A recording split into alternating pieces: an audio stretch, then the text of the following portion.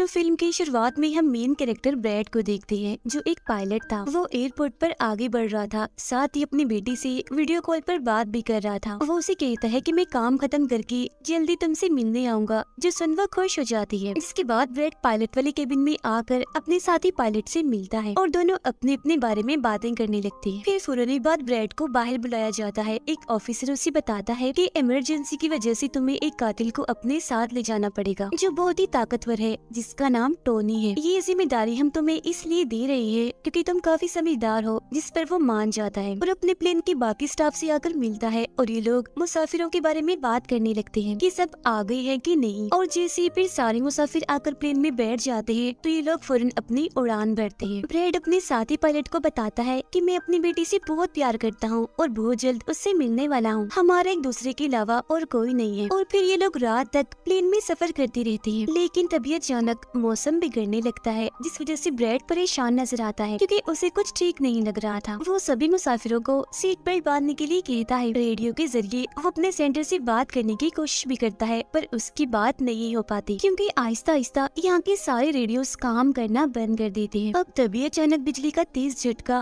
Plane से आकर लगता है, जिस वजह से प्लेन हिलने लगता है। ब्रैड को फिक्र होने लगी थी, इसीलिए जब वो सारे मुसाफिरों को देखने जाता है तो उसे सुकून की सांस आती है क्योंकि सब मुसाफिर ठीक थे। पर यहाँ अब धीरे धीरे करके लाइट बंद होती जा रही थी, जिस बीच एक बार फिर प्लेन को झटका लगता है, जिससे ब्रैड गिर जाता है और उसके माथे पर चोट लग जाती है। इस सारी सूरत हाल की वजह से सारे ही मुसाफिरों की हालत खराब होने लगी थी। ब्रैड वापस केबिन में आकर अपने साथी के साथ मिलकर प्लेन को संभालने में लग जाता है। काफी मुश्किल टाइम था उनके लिए क्योंकि एक तो रेडियो काम नहीं कर रहे थे, ऊपर से स्क्रीन पर भी उन्हें आगे का कुछ भी दिखाई नहीं दे रहा था। तब ब्रैड कहता है कि हमें प्लेन को नीचे लाना होगा क्योंकि अगर एक और झटका लगा तो प्लेन तबाह हो जाएगा। तो फौरन ये लोग प्लेन नीचे लेने लगते हैं। सारे मुसाफिर डरे हुए थे। एक औरत फिर अपनी सीट बेल्ट खोल देती है। उसे देखकर टोनी का ऑफिसर भी ऐसा ही करता है। प्लेन क्योंकि नीचे की तरफ जा रहा था तो ऊपर वाली साइड से वो जोर से टकराते हैं, इतनी जोर से कि फौरन ही उनकी मौत हो जाती है। अचानक तेजी से प्लेन नीचे आने लगता है। तब ब्रैड और उसका साथी जल्दी से इसे कंट्रोल में कर लेते हैं। तभी एयर होस्टेस आकर ब्रैड को बताती है कि मुसाफिरों की हालत खराब हो रही है, जिस पर वो कहता है कि सबको संभालो, अपनी अपनी सीट्स पर बैठने का कहो क्योंकि जल्दी हम करीबी एयरपोर्ट पर उतरने वाले हैं। अब ये दोनों देखते हैं कि हम एक आइलैंड के ऊपर से गुजर रहे हैं, तो कोई और रास्ता फिलहाल ना होने पर ये इस आइलैंड पर प्लेन उतारने का फैसला करती है। वो कोई ठीक सी जगह देकर फिर प्लेन को उतार ही देते हैं। हालांकि उन्होंने इमरजेंसी लैंडिंग की थी, पर फिर भी सही सलामत वो उतर ही गए थे। अब ब्रैड और उसका साथी तब खुश होते हैं जब उन्हें पता चलता है कि थोड़ी बहुत बिजली अभी भी प्लेन में है। जिसके बाद ब्रैड सभी को नीचे उतरने का कहता है। उधर प्लेन की कंपनी का मालिक भी देख लेता है कि अचानक प्लेन कहीं गायब हो गया है क्योंकि उसने प्लेन को लैंड होते हुए नहीं देखा था और काफी देर से रेडियो खराब होने की वजह से उसका राब्ता भी नहीं हो पाया था, इसीलिए वो थोड़ा टेंशन में नजर आता है। अब एयर होस्टेस ब्रैड को आकर बताती है कि टोनी को लाने वाली ऑफिसर की मौत हो गई है। जो सुन ब्रैड को दुख तो होता है, पर वो उसे कहता है कि चलो जो भी हुआ अब बाकी मुसाफिरों का ख्याल रखो। अब सारे लोग इस सोच में थे कि हम यहाँ क्यों उतरे हैं, जिस वजह से ब्रैड सामने आकर बताता है कि इमरजेंसी की वजह से हमें यहाँ उतरना पड़ा। प्लेन में अभी भी थोड़ी बहुत बिजली मौजूद है, जिससे हम बाकी बिजली की चीजों को ठीक कर लेंगे। तब तक आप लोग यहाँ आराम से रहिए, खाना पानी मिलेगा और रहने की जगह भी, और आप लोग घबराइएगा नहीं, बहुत जल्द हम यहाँ से निकल जाएंगे। उधर प्लेन कंपनी के मालिक की मुलाकात एक रेस्क्यू एक्सपर्ट से होती है, जो ऐसे लोगों को खोज निकालने का काम करता है जो मुश्किल में कहीं फंसे होते हैं। कंपनी का मालिक उसे कहता है कि मुझे मेरे प्लेन की सारी डिटेल्स, जैसे कि वो कहाँ गया, उसके वर्कर्स, मुसाफिरों की सबकी जानकारी चाहिए। अब ब्रैड प्लेन के पास आकर उसे ठीक करने में लग जाता है, पर वो देखता है कि प्लेन में पावर बिजली काफी कम है, इसीलिए इनको इंतजार करना होगा क्योंकि रेडियो भी अभी काम नहीं कर रहे। फिर जब वो इस बारे में अपने साथी पायलट को बताता है तो उसका साथी नक्शा देखकर बताता है कि हम एक प्राइवेट आइलैंड पर फंसे हुए हैं। ये कोई आजाद जगह नहीं है, बल्कि यहाँ एक प्राइवेट आर्मी का कब्जा था, जो बुरे लोग थे क्योंकि उसमें सारे ही गुंडे थे, और अगर उन्होंने हमें कोई भी नुकसान पहुँचाया तो गवर्नमेंट भी हमें नहीं बचा पाएगी। जो सुन ब्रैड कहता है कि अब कैसे भी करके हमें अपनी रेस्क्यू टीम को यहाँ बुलाना ही होगा ताकि वो आकर हम सबको बचा ले, क्योंकि यही एक रास्ता है यहाँ से निकलने का। अब ब्रैड सबके पास आकर उन्हें बताता है कि किसी खराबी की वजह से रेडियो अभी भी काम नहीं कर रहा, जो सुनकर सारे लोग काफी परेशान हो जाते हैं। ब्रैड उन्हें फिर तसल्ली देता है कि हम आइलैंड की दूसरी साइड पर जाकर रेडियो को ढूंढेंगे और अपनी टीम से रेस्क्यू टीम को यहाँ भेजने के लिए कहेंगे, जो आकर आप सबको बचा लेगी और मेरे साथ टोनी जाएगा। ये कहकर वो टोनी की हथकड़ी खोल देता है और ये लोग आगे बढ़ जाते हैं।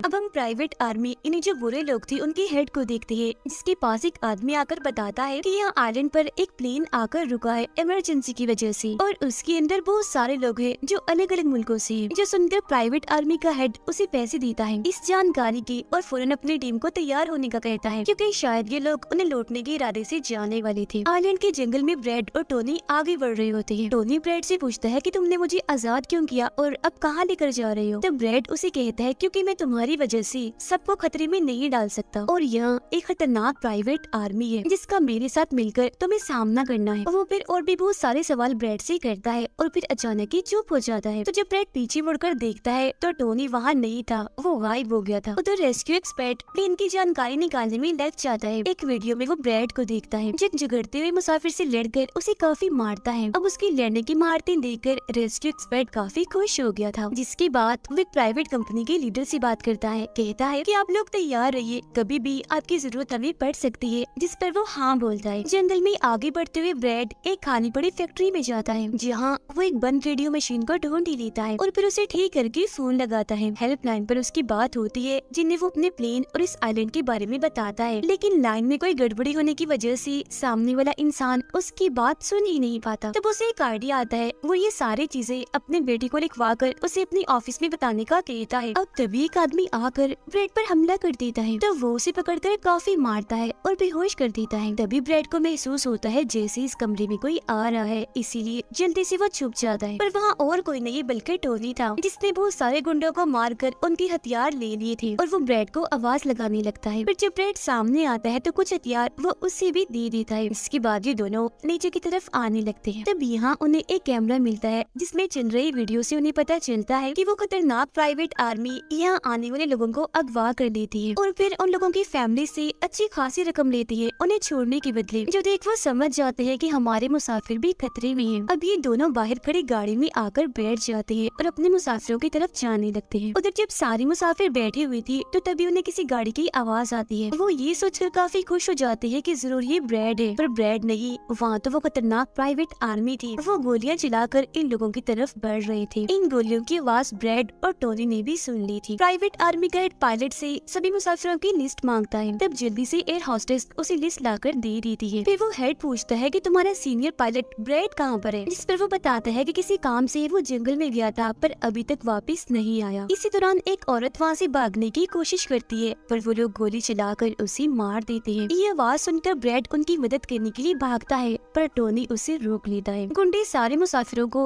बस में बिठाने लगते हैं, क्योंकि वो इन्हें अपने साथ ले जा रहे थे बंदी बनाकर। उनका लीडर अपने दो साथियों को कहता है कि प्लेन में जाओ और सारा जरूरी कीमती सामान ले आओ, जिसके बाद खुद वो सारे मुसाफिरों को लेकर यहाँ से निकल जाता है। तब ब्रैड टोनी पर गुस्सा करने लगता है कि वो हमारे लोगों को ले गए और तुमने मुझे जाने ही नहीं दिया, जिस पर टोनी उसे समझाता है कि वो काफी बड़ी आर्मी थी, खतरनाक लोग हैं वो, अगर तुम चली भी जाती तो इतनी बड़ी आर्मी से अकेले नहीं लड़ पाते। फिर अभी दोनों दुखी तो थे पर आगे बढ़ जाते हैं और उन दोनों गुंडों को पकड़ लेती है जो प्लेन से कीमती सामान ले रही थी। ब्रैड गन पॉइंट पर उनसे पूछता है कि मुसाफिरों को लेकर कहाँ गया होगा तुम्हारा हेड, जिस पर वो बताता है कि यहाँ एक खाली फैक्ट्री है, वहीं गए होंगे वो लोग। अब रेस्क्यू एक्सपर्ट को ब्रैड की बेटी से उधर की सारी सूरत हाल का पता चल गया था, यानी कि उनका प्लेन वहाँ एक आइलैंड पर फंसा हुआ है और साथ ही वहाँ एक काफी खतरनाक प्राइवेट आर्मी भी है। वो इस बारे में प्लेन कंपनी के मालिक को बताता है, जिस पर वो कहता है कि फौरन अपनी प्राइवेट टीम और रेस्क्यू टीम को भेजो। फिर ये लोग जैसे तैसे करके उस आइलैंड और उनके प्लेन को ढूंढ ही लेते हैं। जब इनके बीच फैसला होता है कि प्राइवेट टीम का लीडर सबसे पहले वहाँ जाएगा अपनी टीम के साथ। उधर एक गाड़ी के जरिए ब्रैड और टोनी फैक्ट्री की तरफ जा रही थी, जिसके पास पहुंचकर ये चुपके से अंदर घुस जाते हैं, जहाँ वो सारे गुंडे मुसाफिरों की वीडियोस बना रहे थे, ये दिखाने के लिए कि कौन सा मुसाफिर किस मुल्क से है। अब प्राइवेट टीम भी प्लेन के पास पहुंच जाती है, पर इन्हें जब वहाँ कोई नहीं दिखता तो टीम का लीडर प्लेन के अंदर जाकर चेक करता है, जहाँ 2 लोगों की लाशें थी। इसके अलावा वहाँ ब्रैड का छुड़ा हुआ मैसेज भी मिल जाता है, जो कि उस फैक्ट्री तक आने का रास्ता था। फैक्ट्री में दोनों छुपकर उन गुंडों पर नजर रख रही थी, जिनमें से 2 गुंडों को वो पीछे से आकर पकड़ लेते हैं और मुंह बंद करके उनका दम घोट देते हैं, जिससे उनकी मौत हो जाती है। फिर ये खुफिया दरवाजे से आगे बढ़ते हैं और एक कमरे के बाहर जा पहुँचते हैं। उस कमरे के अंदर ही सारे मुसाफिरों को कैद किया हुआ था। वहाँ बहुत सारे गार्ड्स खड़े हुए थे, जिन्हें देखकर टोनी को काफी गुस्सा आ जाता है। इसीलिए वो वहाँ पड़ा हथौड़ा उठाकर एक एक करके सभी को मारता जाता है। फिर ब्रैड एक गुंडे से चाबी लेकर उन मुसाफिरों को कमरे से आजाद कर देता है। वो फिर सबको कहता है कि जल्द से जल्द प्लेन के पास पहुँचो, क्योंकि रेडियो के जरिए मैंने मदद मंगवाई है, रेस्क्यू टीम आती ही होगी। जिसके बाद वो सब लोगों को बस में बिठाता है। तभी टोनी उसके पास आकर बताता है कि वहाँ बाहर बहुत सारे गुंडे खड़े हुए हैं, तो हम यहाँ से नहीं निकल सकते। वो जब भी मुसाफिरों को परेशान देखता है तो कहता है कि मैं मुसाफिरों का ध्यान भटकाऊंगा, जबकि टोनी तुम सभी मुसाफिरों को यहाँ से ले जाना। जो कहकर ब्रैड वहाँ से निकलकर गुंडों के पास आता है। उनके हेड से बात करता है कि मेरी टीम यहाँ आ रही है, इसीलिए तुम मेरे मुसाफिरों को छोड़ दो। अब तभी गुंडे आकर उसे मारने लगते हैं और उनका हेड कहता है कि ऐसे कैसे छोड़ दूं, पैसों के बगैर मैं किसी को नहीं छोड़ता। जिसके बाद अब वो गोली से जैसे ब्रैड को मारने वाला होता है कि तभी प्राइवेट टीम यहाँ आकर उन पर हमला कर देती है। वो काफी गोलीबारी करती है, जिसमें बहुत सारे गुंडे मारे जाते हैं। जिसके बाद वो ब्रैड को लेकर यहाँ से जाने लगते हैं। बस में बैठकर निकल जाते हैं। गुंडों का लीडर देखता है कि बाकी गुंडों के साथ साथ मेरा भाई भी मारा गया है, तो उसे काफी गुस्सा आता है। इसीलिए वो अपनी टीम को कहता है कि जल्दी करो, तैयारी पकड़ो और हाँ, किसी को भी मत छोड़ना, एक एक को चुन चुन कर मार देना। गाड़ी में ब्रैड उस प्राइवेट टीम से बात करने लगता है। तब उनका हेड उसे बताता है कि हम छोटी सी प्राइवेट टीम है, जो बस तुम्हें यहाँ बचाने की मिशन में आई है, क्योंकि हम कोई रेस्क्यू टीम नहीं है। उन्हें आने में तो अभी और भी वक्त है। जो सुन ब्रैड घबरा तो जाता है, पर कहता है कि कोई बात नहीं, मेरे पास एक आइडिया है। इसके बाद ये लोग भी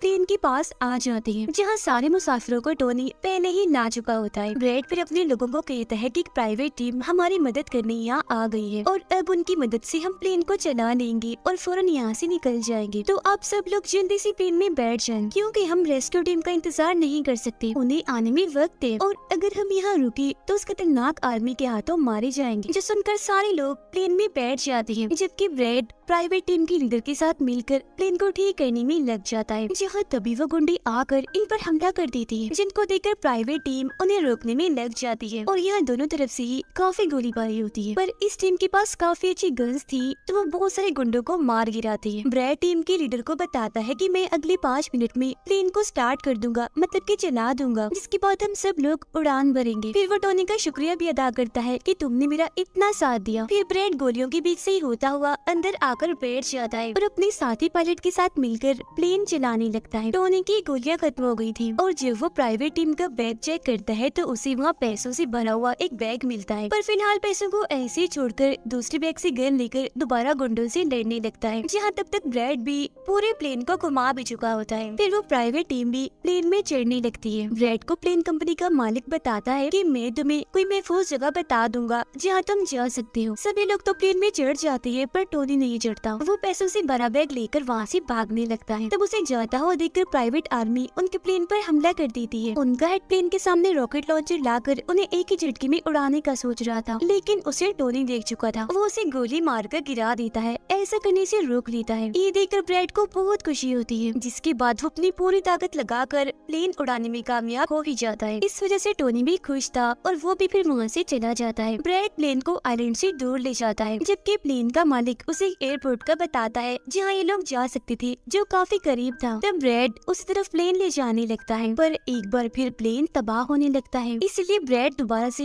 इमरजेंसी लैंडिंग करवाता है और उनका प्लेन नीचे आने के बाद जंगल के रास्ते आगे बढ़ने लगता है। सब लोगों की जान बच गई थी, इसीलिए वो काफी खुश थे। उधर प्लेन कंपनी का मालिक और उसकी टीम भी बेहद खुश थी। ब्रैड और उसका साथी भी सुकून की सांस लेते हैं कि कम से कम वो उस आइलैंड से तो निकल आए थे और सबकी जान भी बच गई थी। कुछ ही देर में यहाँ इनकी रेस्क्यू टीम भी आ जाती है, जिन्हें देखकर सारे मुसाफिर खुश तो थे, साथ ही ब्रैड की बहादुरी पर तालियां बजा रहे थे। ब्रैड फिर सारे मुसाफिरों को रेस्क्यू टीम के साथ भेज देता है, जिसके बाद वो अपनी बेटी से बात करता है। वो इस बात से काफी खुश थी कि थैंक गॉड मेरे डैड जिंदा है। तो नुबा बेटी बात करके बहुत खुश थी और इसी के साथ ब्रैड की बहादुरी की ये कहानी इधर ही खत्म हो जाती है।